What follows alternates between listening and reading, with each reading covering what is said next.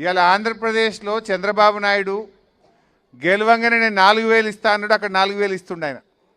మరి ఈడెందుకు ఇస్తలేడు రేవంత్ రెడ్డి? మోసం చేసిండా లేదా?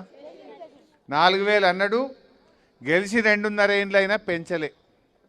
మరి అదే కేసీఆర్ పెంచిండా లేదా అప్పుడు? ఒకటి. రెండోది మహాలక్ష్మి అని ఒక చీర పంపిండు. ఇక అది కూడా గ్రూప్లోకే ఇచ్చిండు. కోడలికి ఇస్తే అత్తకి ఎగబెట్టిండు, బిడ్డకి ఎగబెట్టిండు. ఎగబెట్టిండా లేదా? గ్రూప్లోకి ఇచ్చిండు, అత్తకు బిడ్డకు ఎగబెట్టిండు. అది ఓట్ల ముంగట, అంతేనా లేదా?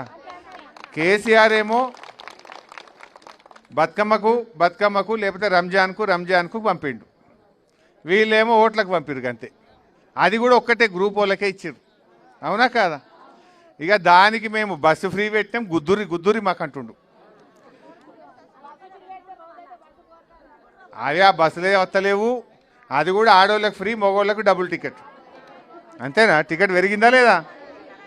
ఆడవాళ్ళకి ఫ్రీ అన్నాడు, మగవాళ్ళకి 10 రూపాయలు టికెట్ కొట్టేది 20 కొడుతుండు. ఇంకా ఆడికి అయిపోయాయి. భార్యకు ఫ్రీ, భర్తకు డబుల్ టికెట్. అవి జాగ దొరకది, కాలు పెట్టరాదు. చెప్పింది ఏంది? మహిళలకు నెలకు 2,500 ఇస్తా, మా అక్క చెల్లెలకు ముసలోళ్ళకు 4,000 ఇస్తా. ఇక మన్మడొచ్చి నీ కాళ్ళు ఒత్తుతాడు, నువ్వు బిస్కెట్ ప్యాకెట్ తినిపి, మా మన్మనికి ఐస్ క్రీమ్ కొనిస్తావు, పెట్రోల్కు పైసలు ఇవ్వమని మన్మడు కాళ్ళు ఒత్తుతాడు అని ముచ్చట్లు చెప్పిండు రేవంత్ రెడ్డి. మన్మడు కాళ్ళు ఒత్తలేడు, 4,000 వస్తలేవు. ఇచ్చిండా? మహాలక్ష్మి నెలకు 2,500 ప్రతి చెల్లెకు ప్రతి అక్కకి ఇస్తామని చెప్పిండ్రు. నెలకు 2,500 అంటే ఇప్పుడు 24 నెలలు అయింది. అంటే ఎంత? 65,000 బాకీ పడ్డా లేదా కాంగ్రెస్ వాడు?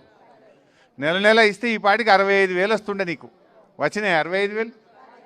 మరి ఇప్పుడు కాంగ్రెస్ వాళ్ళు వచ్చి మా రాళ్ళకత్వలో ఇప్పుడు ఓటే అక్క 5,000 ఇస్తా, ఓటే అక్క నేను 10,000 ఇస్తా, ఒట్టు పెట్టుకో అంటుడు.